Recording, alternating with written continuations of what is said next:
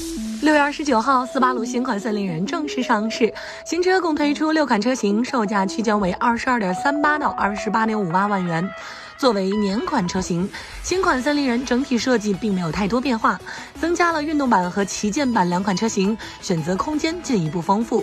此外，新车还在配置上进行升级，竞争力显著提升。新款森林人作为年款车型，其整体设计延续了老款，不过增加了搭载 X-Brake 运动套件的运动版车型，外观更加个性动感。细节方面，运动版车型在多处进行了橙黄色涂装，比如前后保险杠、侧裙和轮圈装饰等处。内饰方面，新车保留了家族设计风格，以实用为主，而运动版车型则在空调出风口、内侧门把手、换挡杆区域部分采用了橘黄色装饰，个性气息更加浓郁。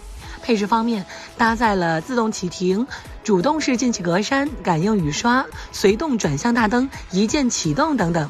此外，新款森林人除了最低配置，其余车型均配备了 EyeSight 驾驶辅助功能。动力方面，新车延续了现款车型，均满足国6排放标准。其中 2.0i 水平对置发动机车型的最大功率为110千瓦，150马力，最大扭矩194牛米。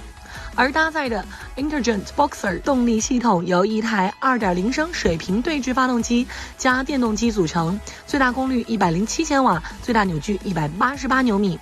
传动匹配7速 CVT 变速箱，并且还配备了全时4驱系统。